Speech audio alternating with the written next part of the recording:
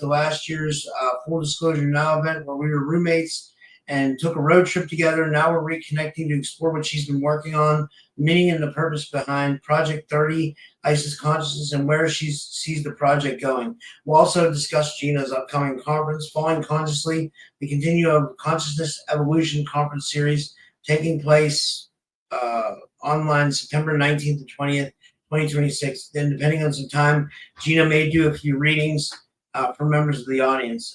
Gina is a spiritual entrepreneur, licensed rapid transformational therapy, hypnotherapy practitioner, clinical hypnotherapist, master energy medicine practitioner, transformational healer, mind reprogrammer, and gemstone oracle reader. I'm bringing her to the stage now. And Gina, thanks so much for coming back on. How are you? Hey, everybody. Good to be here. Thank you so much for having me. Happy new moon. Yeah, absolutely. Yeah. So tell us what's been going on. Catch us up. How's everything going? Yeah, everything's doing really great. Last year, right at the end of the year, I published the Dragon Dreams Oracle. It was an ongoing process. I've published 8 books. Those of you who are not familiar with me, all based on my dreams, half remembered, half misunderstood. So let me know in the comments if you're familiar with my content, or if you're not, if you have any questions, let me know. I used to be really shy to talk about things like spiritualism, because when I was a kid, I had spiritual experiences. Everything seemed normal to me. But one night when I was in grade 2, 2 angels came out of my wall, and it traumatized me. It triggered me. It was not some magical experience by any means. My hearing and vision took a hit. Life goes on. I become a public school teacher. My health takes a hit. Very long negative story short, and my life fell apart. And it triggered me back to that time back when I was in grade 2, when nobody believed me and I was made fun of, because when my health took a hit a handful of years ago now, I faced the stigmas of mental health. And so I know what it's like for people not to believe you, to people making fun of you. And I know what it's like not to have people that you can have conversations with about this kind of stuff. And so I used to be a public school teacher, and now I'm running my own spiritual biz, a spiritual biz entrepreneur. So my business is in alignment with my spirituality, and in theory, I'm servicing people who are just another reflection of me. And this is where Project 30 comes into play. So all my content is merging together. I have a little slideshow that I can take you through. But the gist of it is my dreams, my books, the oracle, everything, my spirit work, everything I do behind the scenes. Being on this show is part of an umbrella term called Project 30, ISIS Unity Consciousness. And it's about the dragon energy. It's about our greater oneness that we all belong to. Now, something I really pride myself on is being the village idiot. I used to be shy. Everybody's psychic, and we all have different abilities. It's case-by-case scenario. And I know Rob's audience, we relate in this way because we've all had interesting dreams and experiences that we can't exactly explain. And just because we can't put the science to it doesn't mean that those experiences aren't valid. So I'm really passionate when it comes to things like gaslighting, developmentally, just the way we grow up and progress. So for me, this is actually a bigger picture. Just yesterday, I was having a conversation with somebody about public education. And we were talking about how there's so much advocacy for Indigenous studies in particular, because it's super lacking, right? Yeah. There's also a lack of LGBTQ2 plus spirited education resources for students. Well, what about this kind of stuff? And not some fantasy book either. Like, Yeah.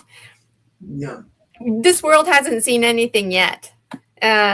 So I feel really mixed emotions and hypersensitive because I think about the future. I think about how the children are the future and what direction are we going in?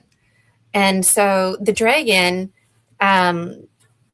when I had my severe panic attack, I didn't know it was a dragon. I think I was kind of shy and uncertain because I never really, like, I've always liked dragons, but I never really felt like a dragon connection. When I was a kid, I wasn't obsessed with like dragon figurines or anything like that. And, but when I had a severe panic attack, it was actually me, age 7, in this dragon form, sitting on my chest, kind of going on strike. So all of this is available now. My books, my oracle. I became an energy medicine practitioner.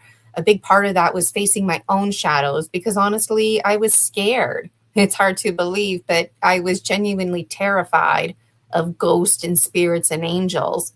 Now I'm doing safe extractions of intrusive entities. Now I'm constantly talking to, I don't even know who. I've let go of categories. And so the Dragon Dreams Soul Tribe Collective, my audience, really ranges. There's this huge gap.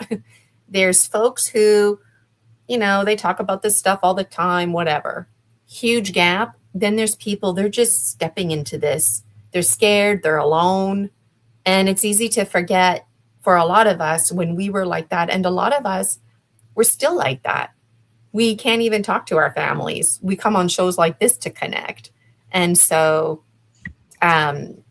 it's my double mission, if you will. One of my missions is I've come to learn through my gemstone readings, is to focus on story medicine, moving from medication to meditation, transforming trauma into treasure. Absolutely, there's a time and a place for medication. There's a time and a place to have a good night, hit the whiskey. There's nothing wrong with that. But when it comes to our emotions, our false inhibiting beliefs, who we are, the dynamics that dictate our very thoughts, feelings, opinions about ourselves, and the limiting beliefs that hold us back, feeling like we're not enough, like things aren't available to us, like there's something wrong or different about us, especially that last one. There's absolutely nothing wrong or different than anybody who's listening to this right now. There's nothing wrong with you. You're not weird or anything. If you're thinking or feeling that, it's because you're a minority in a community that's not like-minded, not in right relationship with you. And recognizing that can be really traumatizing, being an outcast, because our very survival is based and rooted in community. So when you're not jiving with the community, that's a very big problem. So the good news is there's online communities today. So we're just getting the party started, really, 2026. I'm committed to hosting 4 online conferences each year. The first 2 were a huge success. It's phenomenal feedback from the presenters. They didn't expect to experience healing themselves, but that's the power of story medicine, because when you share your story, you share your medicine. When you receive a story, you receive medicine. But the very process of sharing your story and having a live audience there, taking it in, even if it's a replay, the knowing that somebody is receiving your medicine is very powerful. And several presenters that I've had admitted, one of them publicly admitted, Julia Ankerhaven, and others admitted to me behind the scenes, and it happened to me too before I presented for the first time, that there's a lot of ugly tears that come before when you're putting your presentations together.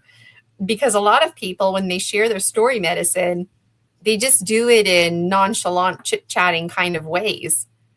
But when you come and present at a conference like mine, where you have a structured presentation with a beginning, a middle, and an end, there's an intention. You can only really make 1 or 2 points. You have 35 minutes maximum, right?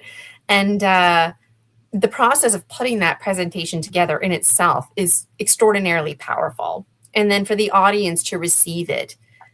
Julie Ankerhaven, if you watch the replay and whatnot, you can even see the lightness and flushing of her blood and her whole body benefiting.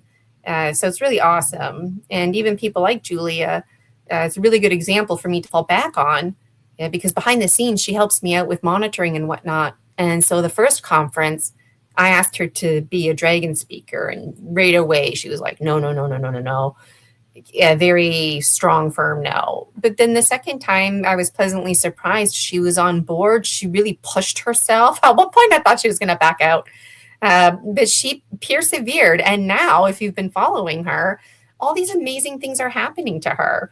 And, in my strong opinion, it's because she's doing her personal work, but also complemented by this whole entire process, buckling down with her story medicine. And then recently there was an opportunity for her to randomly present for half an hour, and she freaking nailed it because she had that formal experience behind her.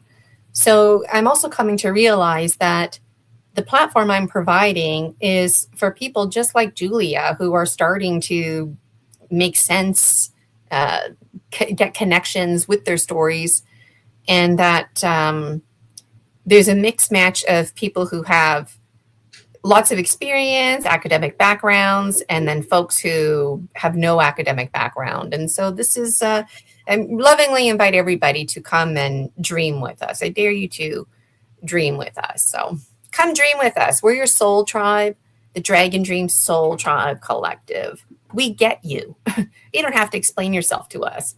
We get you, right? We understand.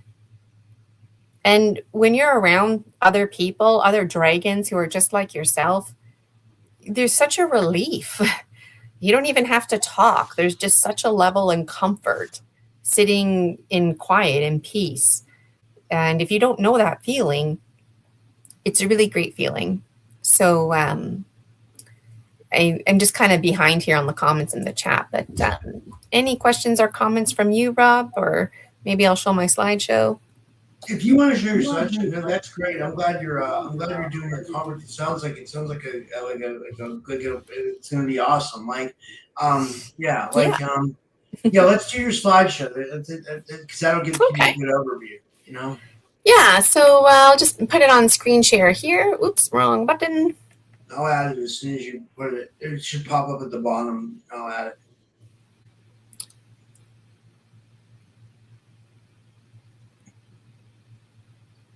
Okay. Oh, I know. Whoops, sorry. I got to open up my PowerPoint. Okay. That's always a little bit tricky, I find. It makes you open up your PowerPoint. Anyways, okay. Just doing this again. And anybody out there catching the replay, feel free to connect with me on my body. Okay, can you see that okay? Yeah. All right, so I've done this presentation a number of times. I'm not going to go through all the slides. Oh, can you hear me? Yeah, I can hear you. Okay.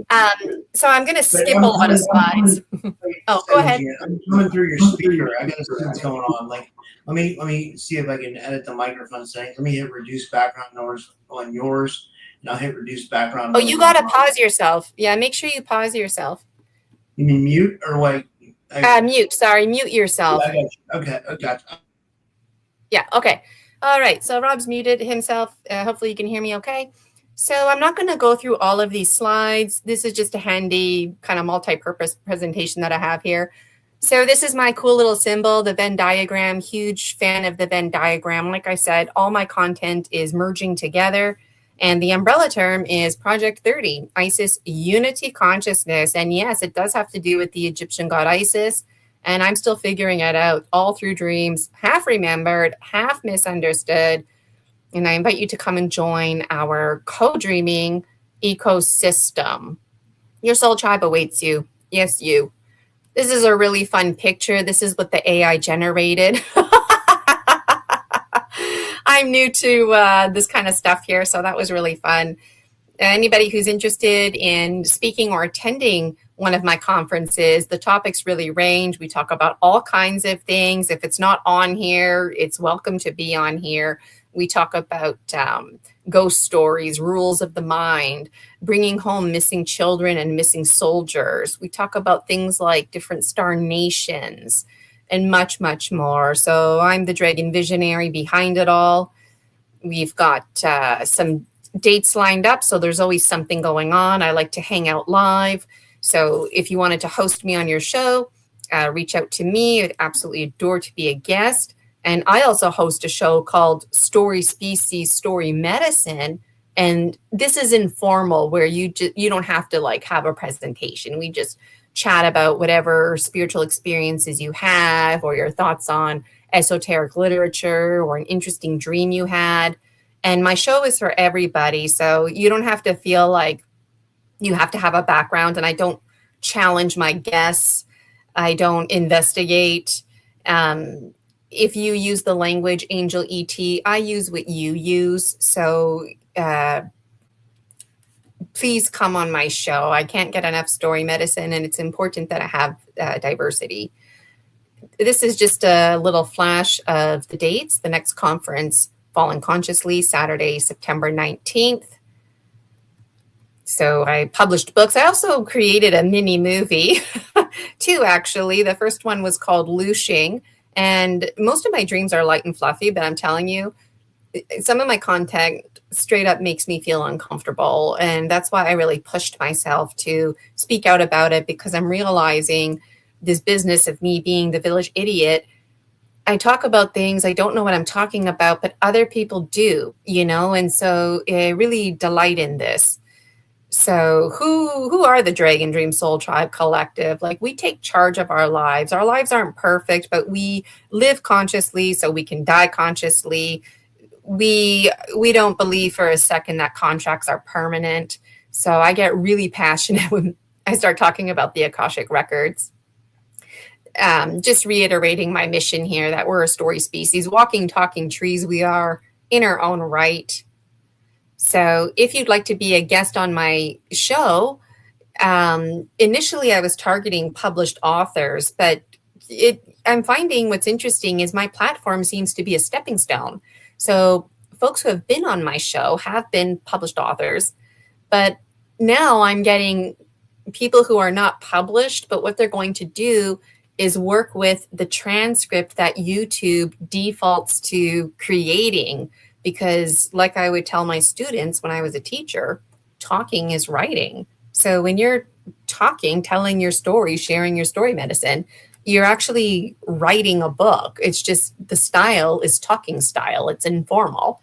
And that's absolutely okay. So if you wanted to publish a book and you're feeling shy about it, don't. It's a stepping stone. I really must insist. So if you wanted to be a speaker at the conference, there's a little bit of criteria here. There's some due dates, timestamps that I work with. I need to start promoting. So, I need stuff like a picture of you. And I also ask the presenters to provide me with a backup video of their presentation, because you know what? If we have issues when we're live, it can be really disappointing to the audience. So it's important to me that I have a backup video or a backup speaker, and the audience is aware of that. And we had really great feedback from Promise of Spring and Summer Days. And I can't afford to pay for my speakers, but what I do is I offer them one of my gemstone readings. It takes a good 45 minutes to do. And I also provide them with a free membership to Isis Unity Consciousness Project 30. There's a membership. It's a $30 value. And days like today, I send out like a special video. Usually I do it on the Sunday, but I was a little bit behind. So these were the dragon speakers from the first conference. Really have a lot of appreciation for them because they help to set precedents. And every single speaker that's presented at my conference has contacted me and would love to present again. And some of them in particular, it's really cute. I have to keep politely declining because my intention is to have turnover, to have lots of different voices. But if I can't find somebody, you know what? Maybe we will have repeats presenters. Why not? The presentations won't be repeat presentations. So this was our last conference here, Julia Anchorhaven double timing. And you can really see the growth, like Missy Hill. I don't really know her, and I've seen her really grow in just the past few months because she presented at at Summer Days. I sat with her, I helped her with her presentation, spent some time with her behind the scenes. Now you can tell she has a familiarity hosting her show and whatnot. Slavka, I helped her with her presentation. Now you just see this growth in them, right? So there's something about everybody behind the scenes. Both Laura and Sheila, they create music. Laura ended up creating the theme song. So there's all this like connecting that comes, and this is all part of the co-dreaming, the co-ecosystem that we all belong to. And of course, I always highlight Jason H here on the right because there's something mysterious about Jason H. He's known as Missing Time 420, and a lot of people don't know how he looks. So there he is there. Falling Consciously, that's the next one. It's online. Absolutely would adore for you to be a presenter or to tune in live. I actually provided Rob with a discount code. I have one as well. You can find it on my Buy Me a Coffee, but for what it's worth, you can look at the bonuses in the Project 30 ISIS Unity Consciousness membership, because one of the bonuses is getting a free link to my online conferences. So it's a real dragon delight. If you're wondering what the shape of the day looks like, this is it right here. And I forgot to tell you, okay, so there's two initials, DJ and JS are committed speakers to my conference. And later on in the show, remind me and I'll tell you what the actual names are, okay? So we open the virtual doors at 8:30. I hang out with you. It's a prompt start at 9. I welcome you. We light candles. We get busy. We open sacred space. You journey to the pine tree forest. Then I talk to you a little bit about what Project 30 is and who the Dragon Dream Soul Tribe Collective are. We get a little bit of healing. I'm not sure what the healing is going to look like right now, if it's going to be music, a meditation, but some kind of healing. And then we've got our speakers back to back. There's a 20-minute break in between each one. And before you know it, the conference is over. The last two conferences, we were able to stay on schedule. So I know this schedule works. And I really respected the presenters and appreciated them because they honored their time frames. You know, it's one thing to go be a little ahead, a little behind.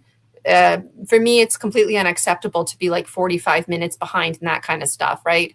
So it does happen to the best of us, but this is the intention. And it made for 2 fantastic days, and I am anticipating a third fantastic, phenomenal, extraordinarily beautiful round coming up this September. So I thank you. We return from the Pine Tree Forest, close sacred space, connect with the chat a final time, play the closing video, and then that's a wrap. And the value you get from 8:30 in the morning till 6 p.m. is a phenomenal dragon steel of a deal, in my strong opinion. So the next one will be in December. If you're feeling excited about presenting, but maybe September doesn't work for you, this is another date that you can look forward to. But let me just finish wrapping up the speakers for my September conference. So I think that's all I wanted to tell you. And if you wanted to host me on your show or have me speak at your conference, this is just at glance some of the things that I'm passionate about talking about. I love talking about my gemstones and how the whole dream journal story came about. I've shared that story on the Typical Skeptic podcast in the past. I can share it again if somebody out there in the chat would like me to tell it. And if you wanted me to provide at your conference, whether it's online or in person, I'm happy to do a demonstration, a live mind reprogramming demonstration, something like that. I think could be really effective to show people the power of the mind. And I'm also happy to vend with my gemstones. So look out for this symbol, especially that Venn diagram in the middle. That's us. That's our special Dragon Dreams Soul Tribe Collective symbol. You've got the basil on the left, dragon on the right. And you can find me on Buy Me a Coffee, YouTube, Facebook. It's free to follow me. I lovingly invite you to follow me on Buy Me a Coffee because then it defaults you to getting in on the emails. And then you just get in on stuff like this. Like I told my members today, I was going to be live on your show. So this is another cool image that Canva generated. If you belong to the membership Project 30 ISIS Unity Consciousness, then only those dragons exclusively can reach out to me for a discount code. So if you're looking to promote me and maybe make some money, this is a way that you can do it. If you want to promote me and donate the money to the greater cause, just giving it to my pocket, that would be appreciated. All funds raised go towards the administration and overhead costs. So that means putting the conference on, my personal time and whatnot. So there's always much to be said. I used to come on the Typical Skeptic podcast regularly, not so much anymore, just schedule-wise. But if anybody out there has any questions, let me know. I just kind of feel like it's a little promotion heavy when I come on, but it's because things are brewing, right? So, yeah, I don't know who you were texting or whatever, but what do you mean texting? I wasn't texting. Okay. So if anybody had any questions, then you can let me know in the chat, and I'm happy to answer them. Do you want to talk a little bit about some of your work? Like, I think you do as like an RTT therapist or anything like that? Yeah, so I do RTT. That's what the modality is called, Rapid Transformational Therapy Hypnotherapy. And Marissa Peer, she invented it. So that's her modality. So if you see somebody like me who does RTT, then you get the same service. So it's really cool because sometimes people really want a specific modality and they can't find somebody. There's lots of us out there, and I'm one of them. So basically, we regress you. There's no spiritualism involved. Marissa Peer wanted to make it a point, so there's no spiritualism involved. As a bonus, and just to work around legalities, I complement the session by opening and closing sacred space. If the client starts using spiritualism, then my role as the RTT practitioner is to use the language the client uses. So we can talk about the ghosties and ETs. Clients get regressed. Sometimes they get regressed into past lives. So that's very interesting. And basically, it's about identifying and smashing false inhibiting beliefs. So a really classic case scenario, people who are overweight. You don't have a weight problem. Okay, yeah, some people are pigging out, and have a poor health style and they gain weight. Absolutely. But for the most part, like, why are they eating like that all the time? People who are overweight, who are genuinely trying to lose weight, eat good food. They do go for walks and exercise. So what's the problem, right? And the problem is they have a false inhibiting belief. So until you fix that, well, you have to smash it. You literally smash the false inhibiting belief. It creates a space, and that space is immediately filled with the new programming. So go ahead. You know who you are. If you've been trying to lose weight, it's trying to be trying. Sure, yeah, maybe you've lost weight here and there, but you've gained it back, haven't you? Right? So this pattern's just going to continue. We're quite hardwired. So RTT, it's a process. There's a beginning, a middle, and end that appeals to your logical mind. It's very important to appeal to the logical mind while working with the subconscious to open those doorways, if you will, and opportunities. So it's a phenomenal experience. It's always emotional. And usually when clients come to see me, it doesn't matter if they come to see me with weight, sleep loss, fear of flying, confidence issues. There's three main themes: feeling like you're not enough, like things aren't available to you, or like there's something wrong or different about you. And that's typically the umbrella, if you will. So if you come and see me, you might just see me the one-off time. But if you've got some intrusive entities, which most of us do, then I've learned with my clients in particular, mind reprogramming, it's not effective because the intrusive entity is blocking it. So I always test for intrusive entities and then I provide clients with a safe extraction. And then the next time I see you, if you test like negative for intrusive entities, then I'll do mind reprogramming on you. And when it comes to things like soul retrieval, that's not Marissa Peer's RTT modality, but there's things in the modality that absolutely remind me of energy medicine and whatnot. So I just really love talking about different modalities and whatnot because there's lots of similarities, and I appreciate that. Different strokes for different folks. So the rules of the mind, they're quite the bitch.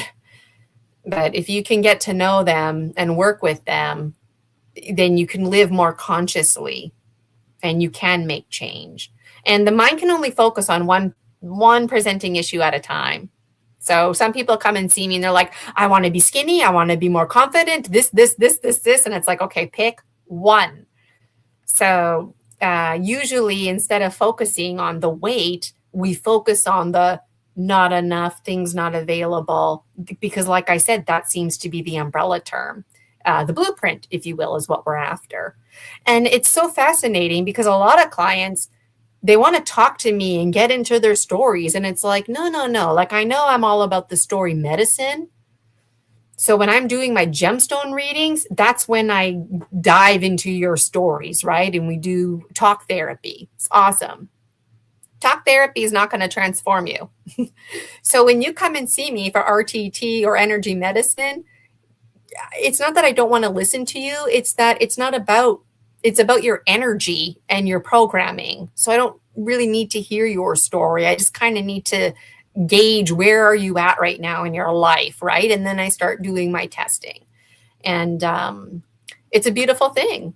So if you want to book an appointment with me, you just go to my Buy Me a Coffee and you can do that. So I'll just put it there in the chat. The conference links are there as well. If you want to get in on the membership, Project 30, ISIS Unity Consciousness, you're also welcome to do that. And it's good community going on. A lot of dragons are hesitant. It hurts my heart so much because I tell this story all the time. Every now and then I get a message from somebody and it's like, they tell me, they're like, Gina, I love you. I love your content. I'm never going to like or subscribe or comment or say hi to you or nothing. Cause I'm always like, say hi in the chat. And recently when I was live one time, people started admitting in the chat that they weren't comfortable saying hi in the chat. And now that was like their first time saying hi in the chat. And so, for a lot of us, just saying hi in the chat, we, for whatever reasons, can't do that. And for a lot of us, it's because it's threatening. Our employer might see that. If your employer has a problem with you, now that might be a problem for you to be paying your bills. So we need to remember when we're sharing our stories, when we're chatting with our own like-minded community, everything is very whatever. But when you're not with like-minded, you're not in right relationship. And that's where a lot of the Dragon Dream Soul Tribe Collective are struggling. They're not. And they're recognizing this and they're scared. So they need to know we're out there. So I know a lot of people, when I go live, I have like 0 to a handful of people a lot of times. Also because I go live in the middle of the day and I know a lot of people are at work. I'm an early bird, okay? But then I get like 100 views. So I know the message is getting out there, right?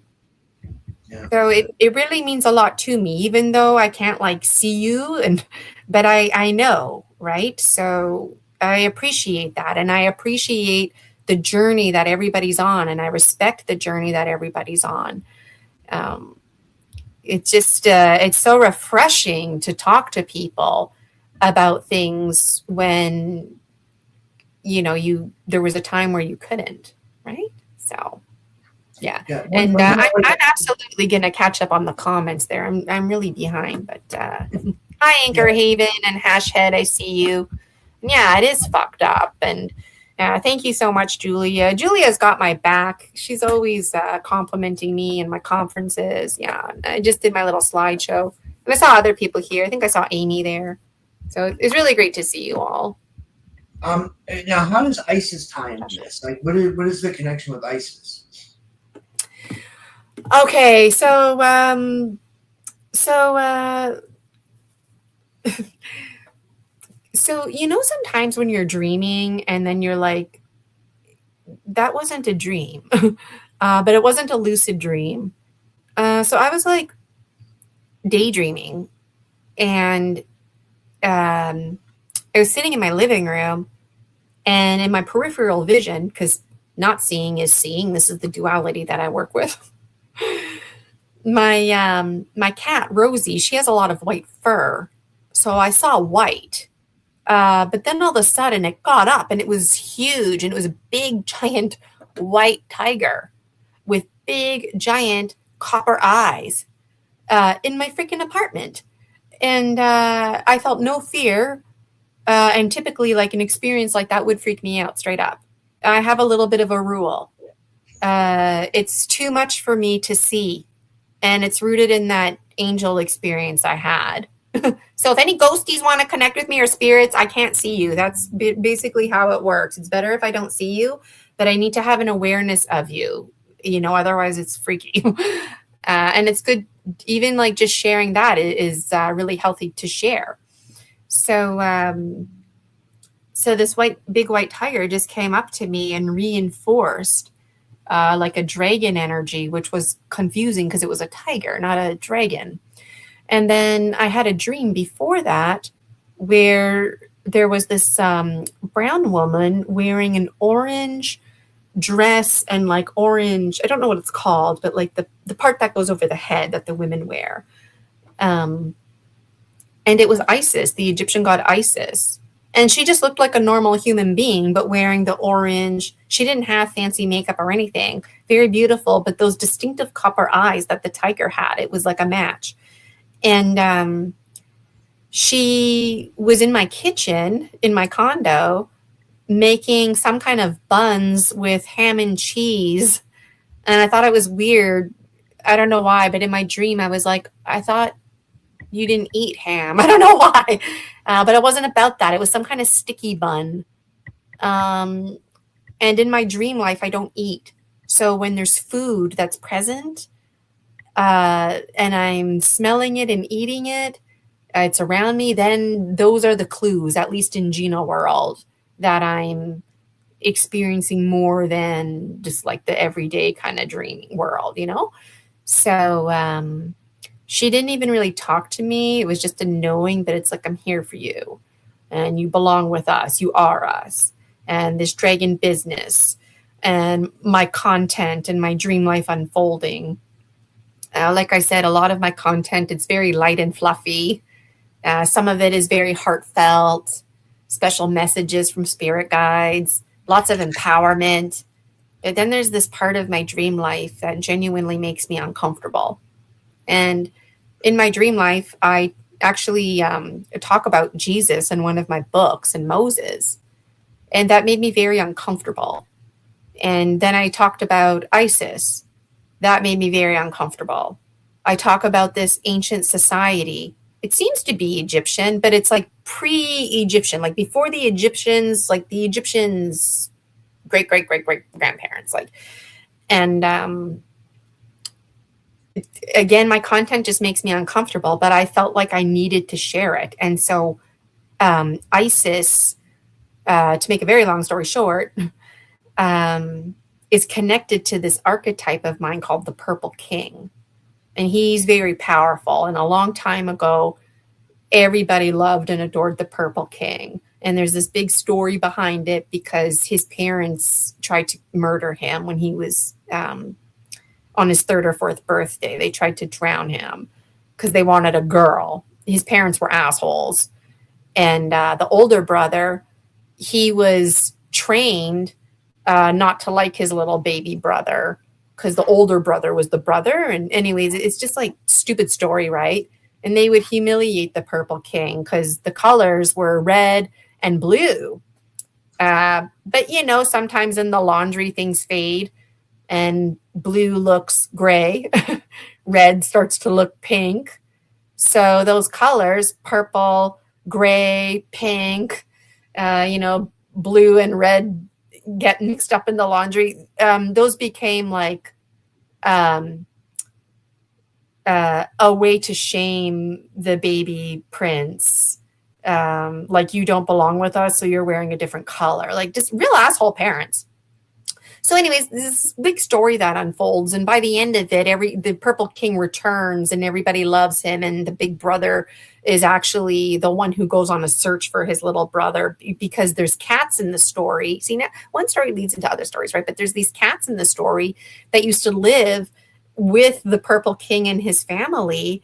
But the cats, there's this other story where long ago the cats were experimented on, so they're actually like people consciousness inside a cat body. But they couldn't speak, right? They're just like meowing and stuff and licking themselves like cats, but in their brains, right? So when the Purple King was very young, like a baby toddler, the cats basically parented him and took care of him because they realized the situation with the parents. And he did have nannies that greatly loved him. But the cats, basically, different cats, end up saving him when the parents try and drown him. They literally take him into the deep end and then just walk away. And he's like, "Hey, I'm drowning, help!" And they're just like walking away. It's very sad. So the cats are like, "Oh my God!" They get in the water and save him, and they don't know what to do. And the cats have like this conversation. They're like, "We're not bringing him back there." So the cats commit to raising him. It's kind of like a Tarzan story, but the cats take care of him. And there's like all this purple, like special places in the forest that have purple flowers and whatnot. And it's symbolic because the purple colors that the king was wearing, purple's like these shameful colors, right? So anyways, at some point, Isis is his descendant. Isis is like a great, I don't know how many lots of great granddaughters. And so long ago, women used to have lots of power, but long ago women had like no power, right? And there's like conversations about Isis and the cats. The cats somehow communicate to Isis because the cats live for a long time, and it's the cats who actually have all the information. And Isis learns information from the cats, and she also hones in on her own psychic abilities, but she has to keep it all secret. And I'm still figuring it out, but somehow I've tapped into this because it's part of my Star Nation family, and I didn't know any different at the time. But this is before my life fell apart, like just before, like I thought my life was falling apart, but then like before like I became homeless, like I think back to that, and it's like it was important for her to show up at that time, you know.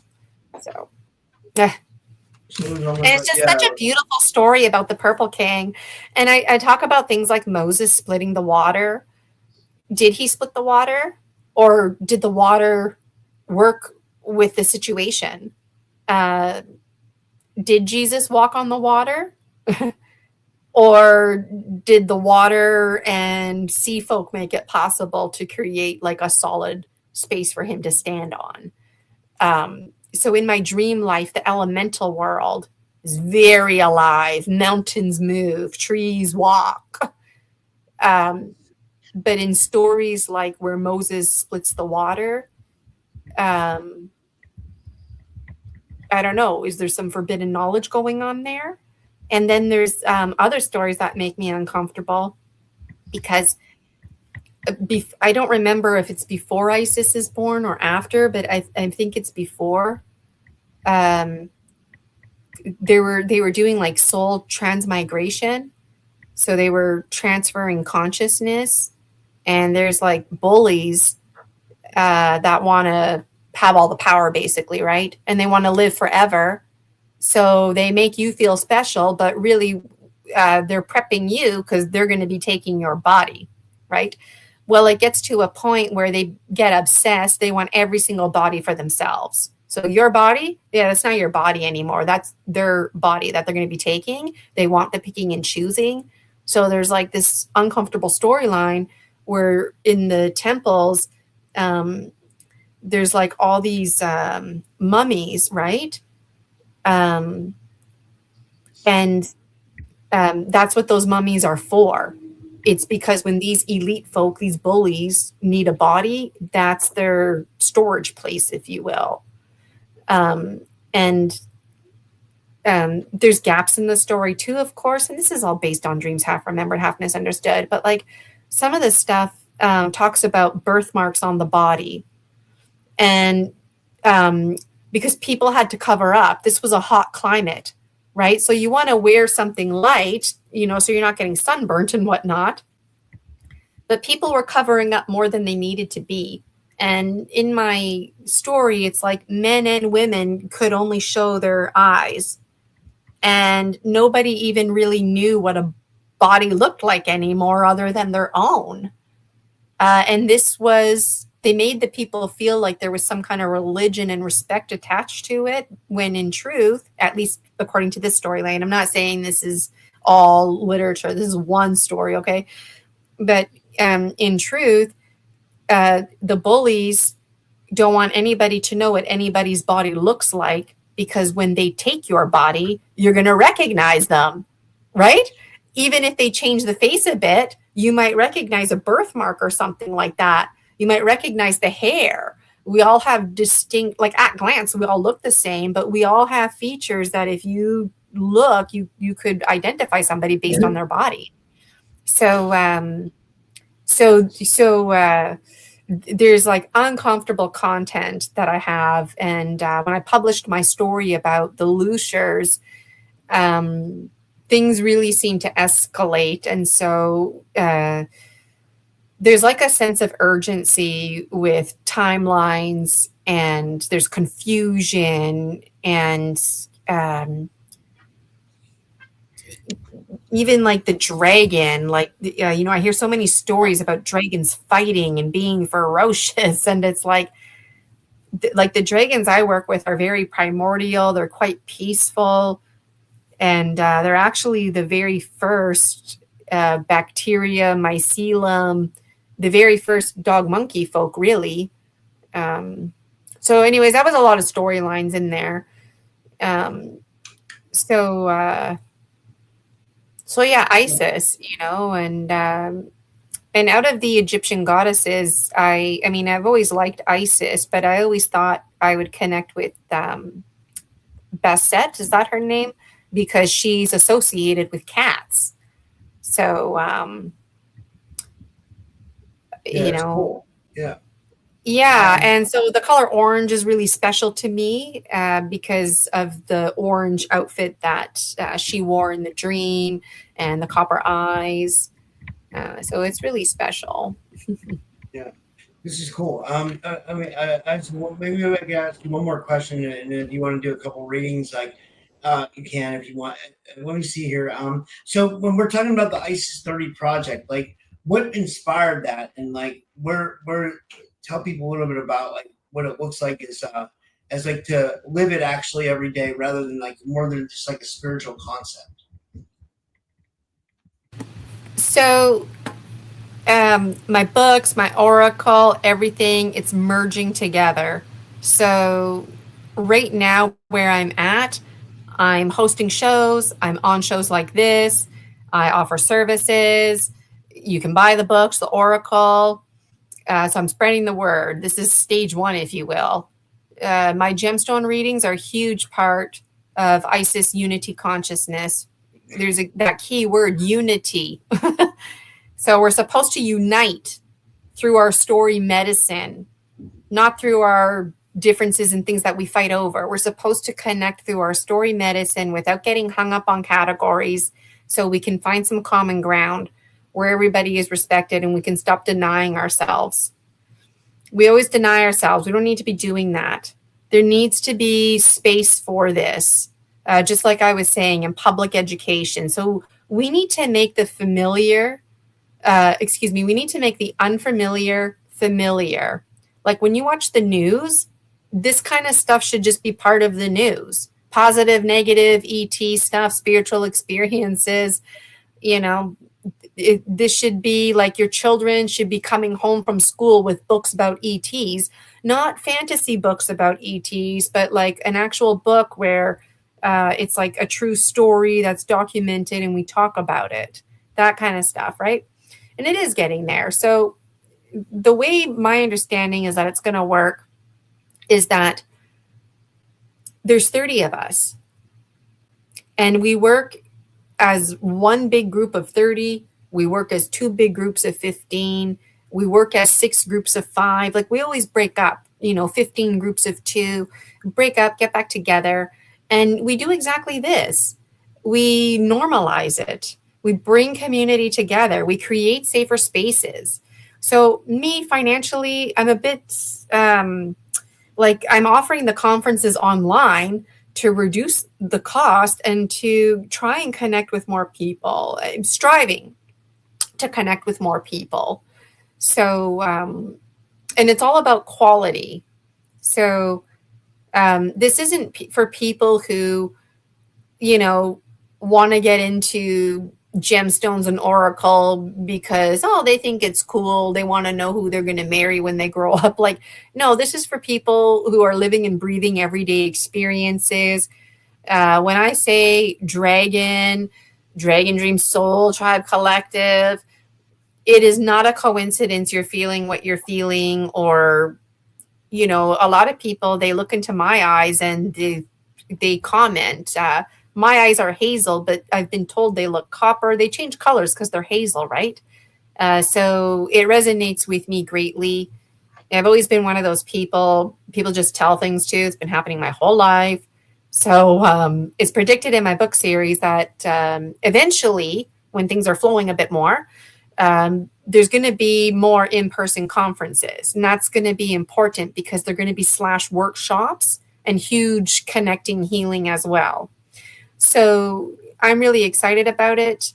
Of course, dance party, Starseed Lolo, Laura Ferguson. I'm always highlighting her because she let me use some of her music. So I have a little dream where we play her music and even make up a dance or something like that, like a community dance that everybody knows. So there's like that resort feeling. I think it would be a lot of fun. And something I'm really looking forward to delighting in is at these in-person conferences, I'm going to be involved in leadership because I'm the dragon visionary behind it all. But really, my mission is to provide this platform, get the wheels rolling, and to actually take a step back because good leaders lead from behind. It's supposed to be for the next generation, for the children. So I'm 45 years old. And basically, by the time I'm a little old lady, I should just be enjoying hanging out at the conference, and other people are basically putting it together. And part of the conference is me being available, sitting down on a chair, huge lineup, just for people to tell me whatever they need to tell me. No counseling or whatever, no gemstone readings. It's just these people who want to tell me what they just feel so much better telling me. It's already happening. It's been happening my whole life. And then, of course, also sitting down with my gemstone reading and me delighting in providing my own workshops, teaching people how to create their own gemstone readings and whatnot. So there's tons to look forward to.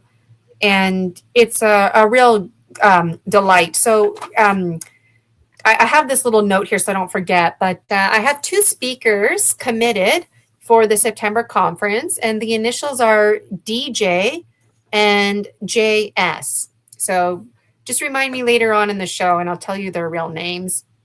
In my Buy Me a Coffee light, I let everybody know about DJ, and I told them I had another speaker, but it wasn't confirmed at that time. So we do have 2, and I really appreciate them because they said yes right away.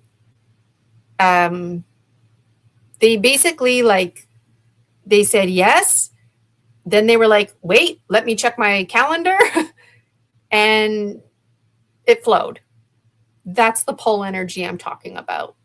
some of the other people that I've been chatting with behind the scenes, they're on the busy side. They don't have time right now. That's fine.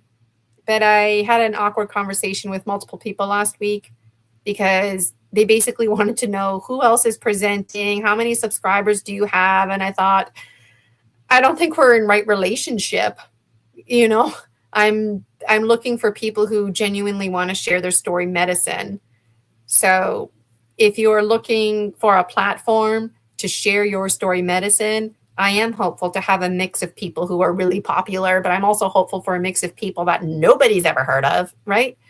And I'm looking for people who have a strong academic background. And I'm absolutely looking for people who have no academic background, even if you're a high school dropout for whatever reason. Like if you have story medicine to share, share it. I've met with other presenters behind the scenes to help them out because I understand not everybody has experience creating a presentation. You'd be surprised how easy it is. And I can understand too that it's intimidating. I ended up in the special education classroom because of those two angels that came out of my wall. It caused that much of a disconnect. And I was a public school teacher, so it's my dragon delight. Yeah. Yeah, this is awesome. Yeah. Well, if you want to do a couple readings, it's up to you. Absolutely. I got my cards here. They're mixed up. I got my dream scarf. I'll put that on. And I even have my special flora. It's in this big bottle. Usually I have my little bottles. I'm out of little bottles. I got to get more. But I like to have basil. There's other stuff in here like zucchini flowers, but it's mostly basil.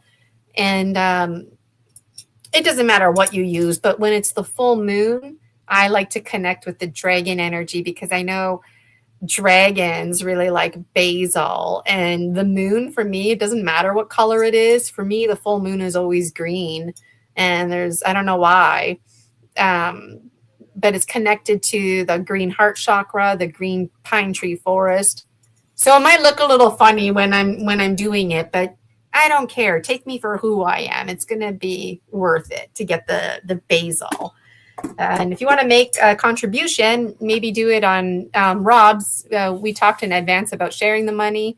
I won't be checking my Buy Me a Coffee while I'm live right now. And if you don't have any money, let me know in the comments how you can support me. Because I received a message from the stone people reinforcing, because when I did my shamanic training, you're supposed to pay something, even if it's 1 coin. I was told 1 coin. You can make me dinner. So if somebody's local, but if you can't do that, then, maybe you can put a referral on my professional Facebook group. You can put a positive comment in my Buy Me a Coffee. You can formally subscribe to my YouTube channel, right? Go back and look at my posts on Buy Me a Coffee. Go back and check out my YouTube channel. It doesn't have to be MONEY. And that's the greater currency of the heart. If somebody out there is local and you garden, hey, maybe you can do some gardening for me. My dad's having a hard time with the soil. Anybody got some good compost?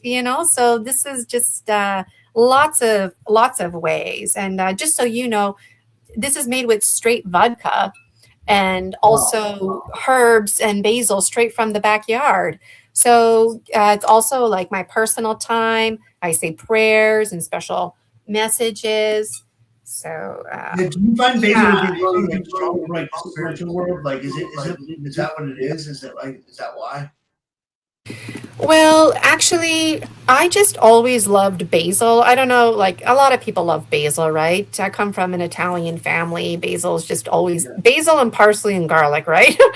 And but I always loved basil, like extra loved it. And someday I actually was reading about dragons, and I picked up somewhere that dragons really like basil. And if you plant basil in your garden, then energetically that will attract them. Now, whether that's true or not, I don't know, but I'm working with that energy.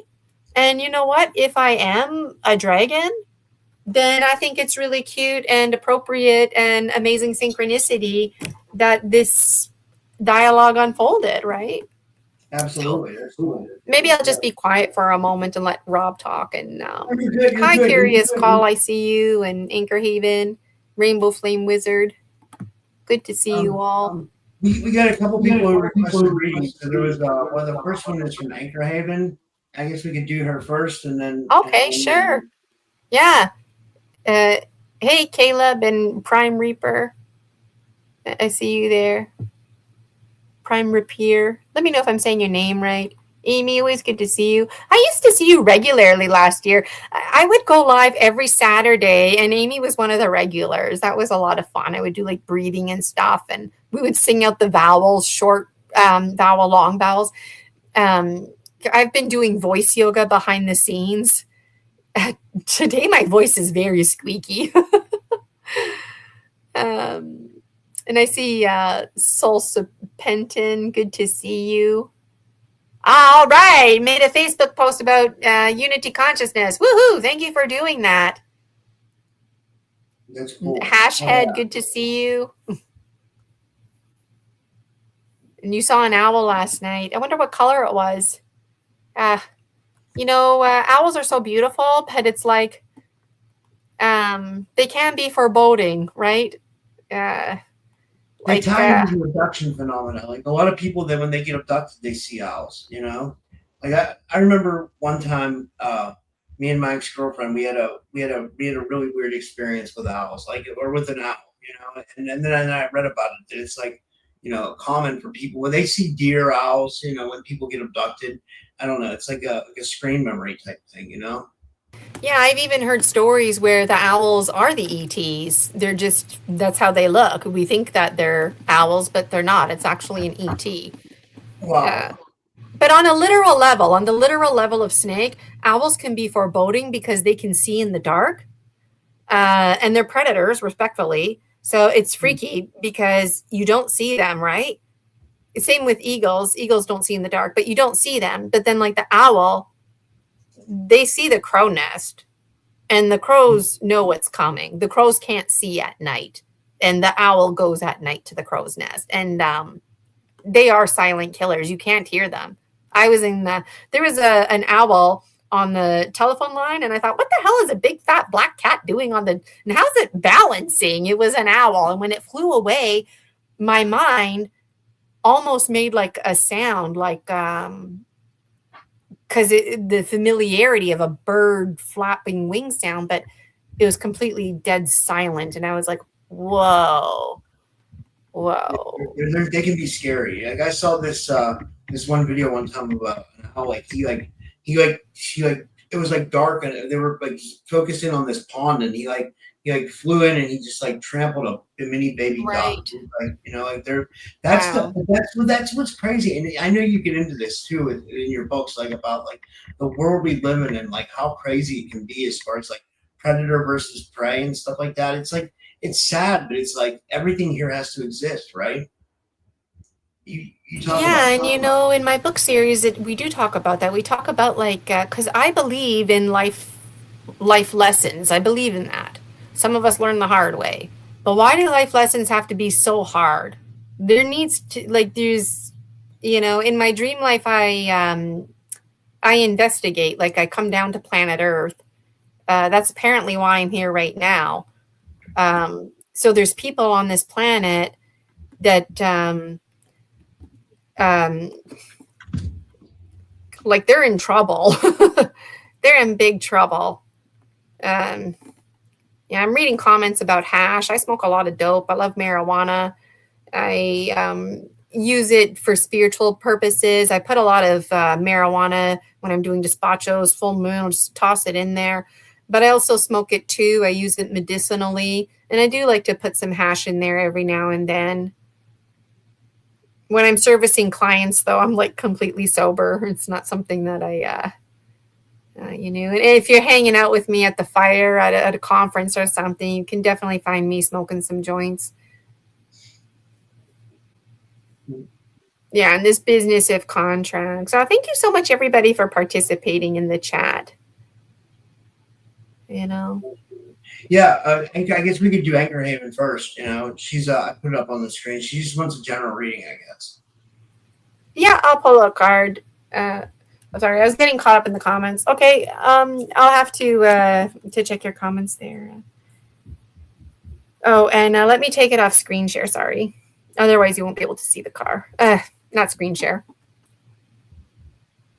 There we go. Oh, did you see Rosie leap? No, I didn't. Where's she? Saw her like leap in the background. That's cool. How old is she now? Like Rosie, is she? She's gonna be 11 next month. She's gonna be 11, and I'll be 45. Wow. Okay, can you hear this? Yeah. Okay. It feels weird doing it with this big one. Fun though.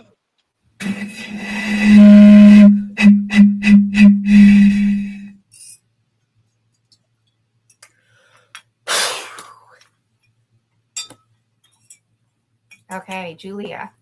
What's the message for Julia? Oh, yeah, feels good. Full moon dragon, luminous on the full moon. We've got the basal flora. Julia, my hands are going like this. I don't know. Come see, come saw, like this, like that. My palms actually, yeah, like immediately, free will. Julia, something's going on with you and free will. This is one of my favorite cards. I chose it with my right hand. This is the goldfish dancing on land. I love the goldfish dancing on land. Nothing can dampen the spirits of the goldfish dancing on land.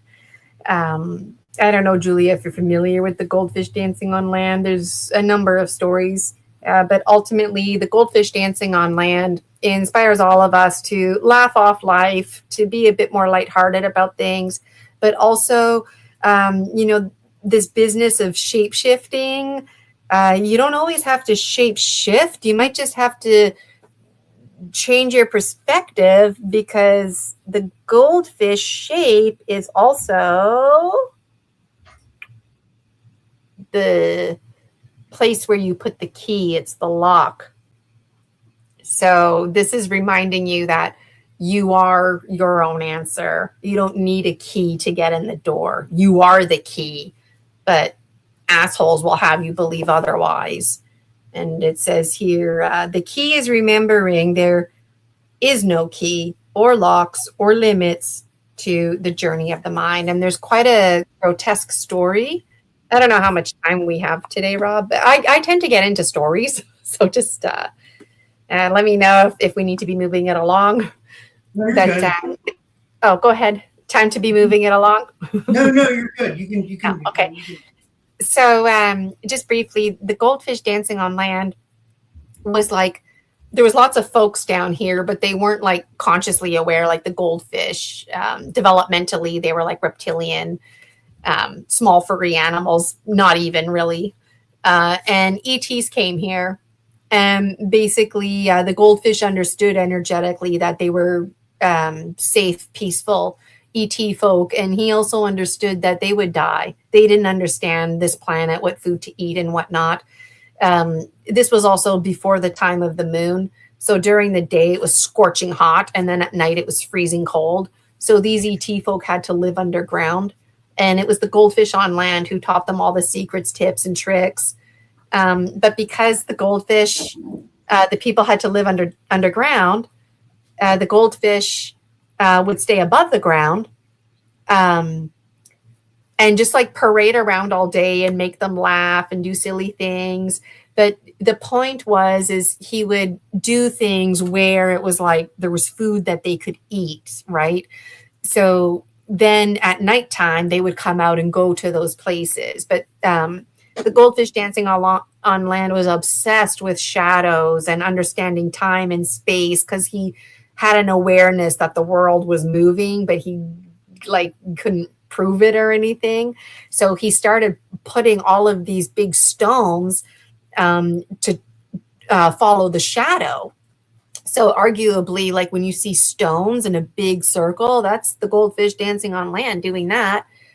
And in the sky, it got the attention of different kind of ET folk, and they were a bit ahead in terms of time and space and this kind of information. And so they thought, oh, that's a clock or something. They understood it was measuring time.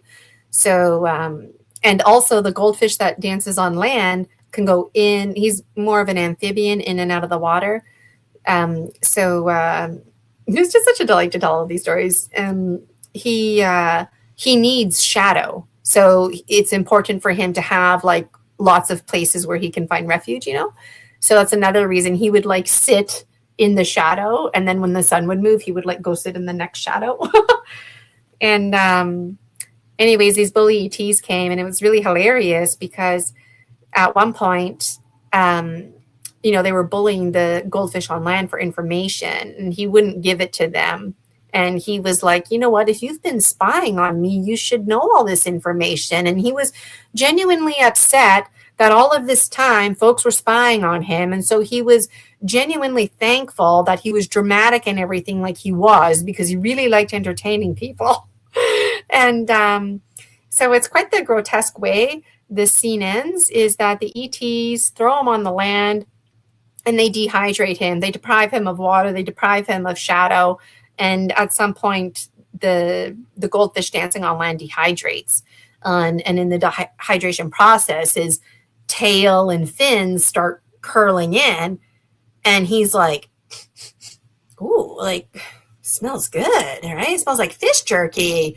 And he, he starts eating himself, and it doesn't hurt because it's dried, just like chewing your fingernails. It doesn't hurt. And the ETs watching are very disturbed by this, and even offers some of them. And then eventually he just dies. And Mother Nature and the whole entire everything that exists on this planet, completely horrified, mortified.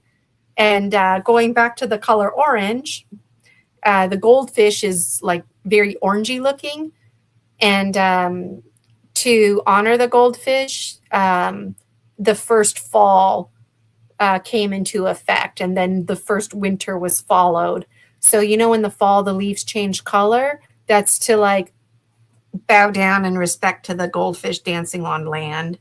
And arguably his, I don't know if his body was cremated. I kind of forget the details now, but he's underground. He's down in the water, but deep down in the water, there's caves, and some of the caves, there's no water in there. So it's just like being in air, right? So people who live deep down under the water are not necessarily amphibious. They just have to hold their breath enough to get to the part where there's air and they can walk around.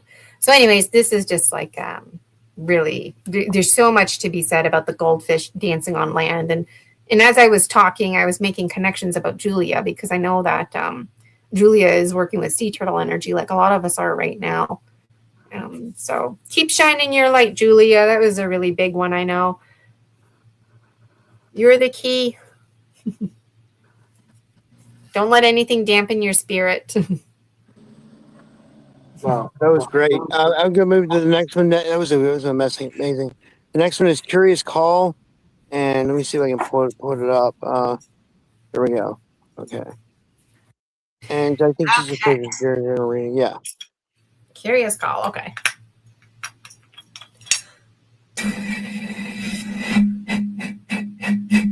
And I'm gonna say, guys, it's great if you do it's great if you do super chats. It's all welcome, but it's better if you do PayPal or Cash App or Venmo if you're gonna donate. But it's fine. Yeah. Well, the main reason is YouTube takes 40% of like the super chats. That's a number one thing. But then also like I want to split it with Gina too. So it's like it's better to do PayPal. Or yeah. Sorry, go ahead, Gina. I'm sorry. Yeah, 40% is a lot. I didn't realize that.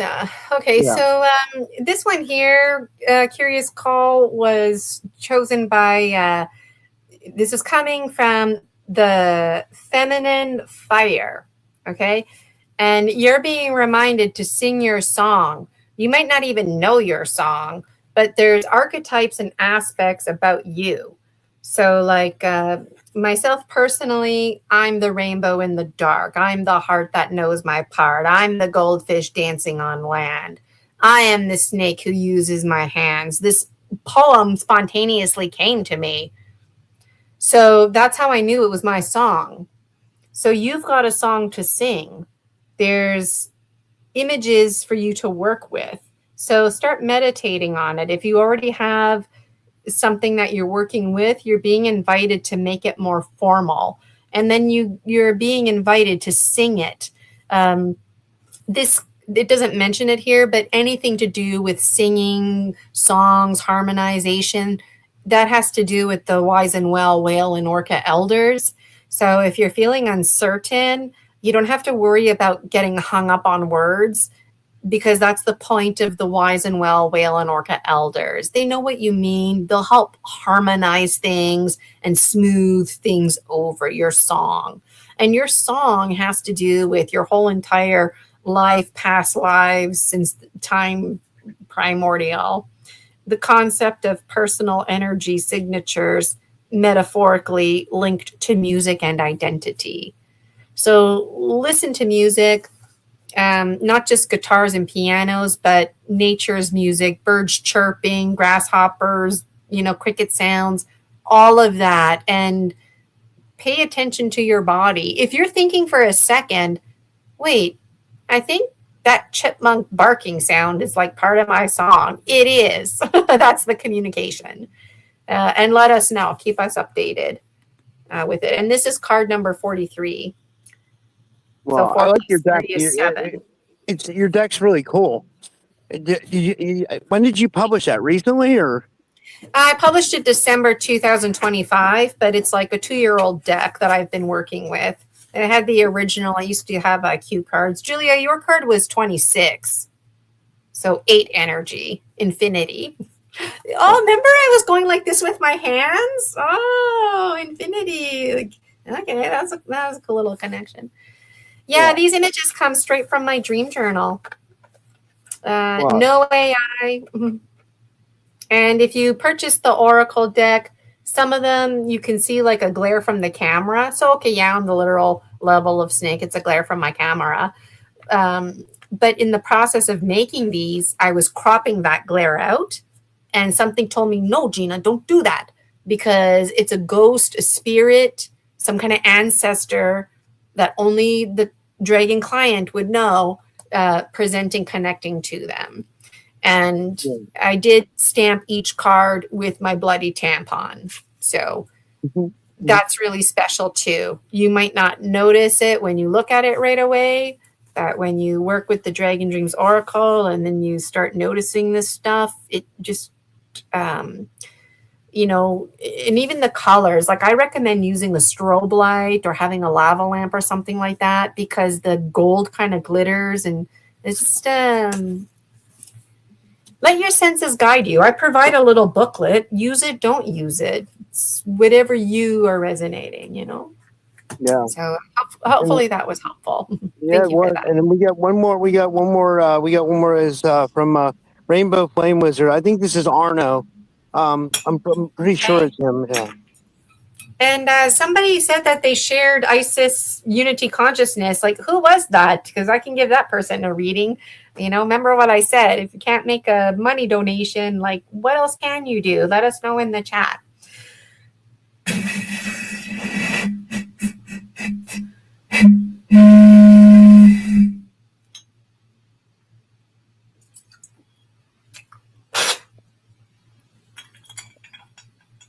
It has a big mouth, so it's hard to take just like a little bit. Okay. Rainbow Flame Wizard. There's 2 cards for you. These 2, they're like sticking together. And this is from the feminine free will. So, helping hands, rainbow communication. This is interesting because this is exactly what I do. My pinky is the earth, the air, the fire, the water. my thumb is free will. I designated certain body parts to represent certain things. So when I'm feeling around and my, pinky is wanting to choose, then I know it's coming from the earth. So you're being encouraged, Rainbow Flame Wizard, to start getting to know your body as a dowser, and also recognizing that it might not be like it could be dowsing sometimes, like that gut feeling, but sometimes it's also a communication. So like maybe a feeling in your shoulder might represent a certain spirit guide connecting to you, whereas a feeling in your back might represent something else. So our hands were one of our first toys. Connect with them, build language. And then the other card that got pulled was, do you really want what you're asking for? And this actually came up recently in one of my collective readings. It's just asking. There's just like words here, like whatever you want right now, Rainbow Flame Wizard. If you got it, would it really be a good thing? Would it really, like in the long term? If you didn't get it, why would it be a bad thing? And you might be thinking, oh my God, as if she said that, like if I don't get it, my whole life is going to fall apart or whatever. But like, maybe it's because this matrix is over, right? So before your life falls apart, living more consciously, being more proactive, right? Because everything exists in a state of permanency. So I can see why these two cards wanted to present together to you, because I get a vibration that it might be challenging for you right now because you want something and it's not happening. So talk to your guides about it and start developing like a language in your body, and start trusting in those feelings. So I hope that was helpful. So I don't know where Rob went. I guess I'm going to hijack his show. So I'm seeing Katie's comment. I said I feel like Isis collecting stones. Yeah, and Unity it is. Katie. Unity was named before Hacked Million in love it. Is there anybody else that wants a reading, or I guess it's it, or I don't know. I'll wait to see if someone else wants one. Hi, Jason. I see you in the chat. Hi, Christy. Hi, S. Roberts. Robs. Oh, yeah. SW Rob, I see you. And Christy, hi. It was good seeing you yesterday. Mike, I see you.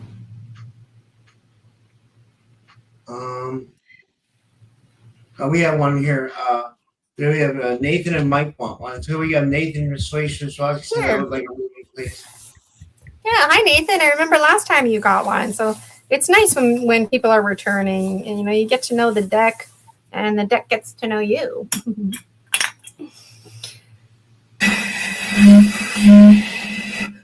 So we just do this extra reading. Your guest energy resonates. Thanks, Katie. Thank you for that. Okay, so Nathan, you should probably lie down and relax and take the rest of the day off, because as soon as I touched the oracle, it was like, I don't know. Are you feeling like that? Maybe you're not. It is the full moon. Full disclosure, I took a nap before I came on here live. So, Nathan, take care of yourself. There's like a very gentle, kind of like how like a tentative mother would rub a little baby's back when they go to sleep. It's like some kind of spirit, ancestors would like to do that to you, but you got to relax so they can do that. So I haven't pulled a card for you yet. I'm just touching the cards and this is coming to me. But there's a need for you to relax. There's a need for you to have dreams. So I don't know if you remember your dreams, but seems like communication is going to be coming to you. So what you want to do is maybe read before you go to bed earlier and read. So that can kind of tire the conscious part of your mind and then allow the subconscious to flow. And if it doesn't make sense, don't worry. Okay, so it's very strong. This is coming from the water, feminine water, and it's the Gnome King. This is really special because it's the full moon too. And so a lot of people, when it's the full moon, they sing a chant. Nichi tai tai and yuai oronika hey hey hey hey oh wai. And if I had a better memory, I would tell you exactly what it means. But it means something like Mother of the Waters, take us back to the place of our birth, take us back to the place of our death. And it has to do with like all the juiciness and like think of like the whole planet Earth of like a big womb. And you're part of that, Nathan. And all the hopes and dreams are in there. But the womb is also a tomb. So some of that stuff needs to be filtered through. And this is special because the Gnome King is masculine, but it's a very feminine presence. And the Gnome King believes in secrets that are safe for keeping. So he keeps safe lots of species like Bigfoot and stuff like that. And long ago, back in the patriarchy days, the goddesses, they went to hide in the wells. And arguably some of those goddesses became the water. And the Gnome King protects them. So they'll never be found on a literal level. And the vibration that I'm getting, the communication is that this person that like wants to rub your back and nurture you there's some kind of connection to those goddesses. So let us know, keep me updated, and I hope you have a nice rest. Sleep, you don't have to feel guilty about sleeping. Put on a movie that you've seen 500 times, fall asleep to it, So thanks so much, Nathan. I'm glad you asked. Yeah, and this one's from Mike. Mike says he'll take one, and yeah, good to see you, Mike. Yeah, and those of you who might be catching the replay or whatever, or maybe hesitant, you're like, I'm not sure about these Dragon Dreams Oracle because I know they can be quite foreboding. I go live typically on Wednesdays, so usually I do a little promo and then I'll pull some cards. So. And then, of course, if anybody out there hosts a show like Rob, you can have me as your guest and we can do this kind of stuff.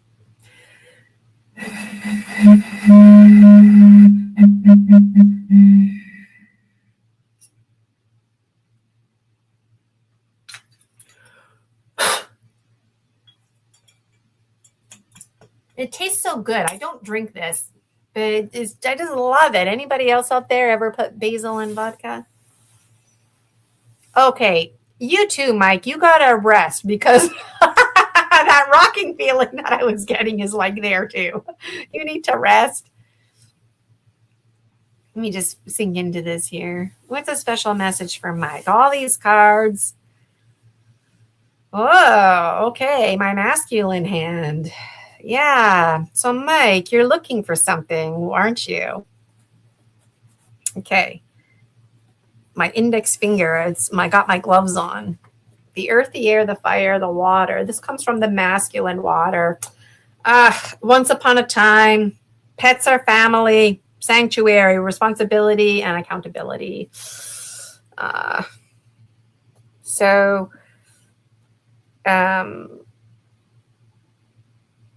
Pets, good times in your life, the impermanency that comes with that, the memories. You don't realize until somebody's dead that you don't have pictures of them or something like that, or there's something that you meant to do. There's something you're searching for. Maybe what you're searching for is already deceased. And so you're trying to find it in the spirit world. And it's interesting to me because this card has a meaning, but other information is coming to me too. mostly because the black cat in there representative of my cat Spooky, who passed away. I didn't know any better. I killed Spooky with kindness because I was feeding him canned tuna. I didn't know that was bad for cats, and he ended up dying of a urinary tract infection. Oh. And I had a lot of guilt with that. And so I get the vibe that, Mike, maybe there's something that you have guilt, and that's what you're trying to find. You're trying to find your own forgiveness before it's too late, but it already is too late. Like, there's confusion. I wouldn't mind reading what I wrote in my book about this card, just to dial it back and honor what this card represents. But when other information comes to me, I got to speak up. This is what's coming to me. And so you don't have to feel guilt or shame if, like, whatever happened. But the Jaguar energy is hard for you. And the fact that this came from the masculine water, it makes me feel excited about next steps for you, because there's a part of you that you're going on an adventure. Maybe biologically, the biological one known as Mike didn't know that, but spiritually, you're going on an adventure. And the adventure is far from home. So this is where we get into stories about like power animals and spirit guides. So jaguars, on a literal level, the females stay by the water because that's where the food and the home is, and they protect the babies. And it's the masculines that go far, very, very far. And in shamanism, we work with this jaguar energy. So when I'm tracking, I'm actually like the masculine jaguar going far from home. Yet in truth, water is everywhere. So the mother jaguar, sister jaguar is everywhere, but we're working with metaphors.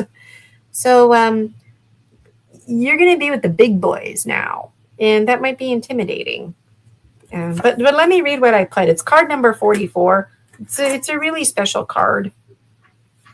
And whenever I have to read from my book, I know it's because there's like a word or a punchline that you need to hear. Okay, once upon a time, a discussion about Gina's own journey toward pet ownership after overcoming personal crisis. This leads to a celebration of the joys and experiences shared with her cats in her condo, framing them not only as companions, but as vital parts of a fulfilling life. The story elevates the value of emotional bonds, highlighting the lessons learned through caring for pets and how they mirror our own human experiences with love, loss, the quest for connection in our often fragmented world. So, I mean, I'm talking about pets in here, but maybe there was a tree in your neighborhood that for whatever reasons got taken down and you're feeling that loss. I'm interested in how this resonates with you. And there's joy that's coming to you. And I wonder where you're going. I'm very interested. Very interested. Yeah, thanks for that, Mike. Well, this was a great show, Gina. This was awesome. Yeah. Well, do you want to tell people where they can find you? And thank you for doing this today. This was awesome. Yeah, and you're absolutely welcome. And Mike is saying spot on. I feel that it's been going on for years. Okay. And thanks for responding right away, because a lot of times people don't respond, or they'll just kind of be like, thanks, that resonates with me. But it's like, well, how does it resonate with you? Tell me more. And you're welcome, Nathan. I saw your chat there too. So if you want to show me some loving, please subscribe to my YouTube, like, share, invite me on your show. You can contact me. I've got a website, but honestly, my Buy Me a Coffee seems to be a really good go-to, just because if you want to reach out to me, my email is provided on there. So thanks, Jason, for posting that. And Mike is digesting it all. Yeah, there's a lot to digest. Yeah, so and I feel really special too, because I don't think I realized it was the full moon when we did this. And it was fun to use this here instead of my little daintier ones that I have. Wow. Yeah. Oh, yeah. This was awesome. Well, thank you so much, guys. And I might be live again tonight, and I will see you guys all later. And thank you, Gina. And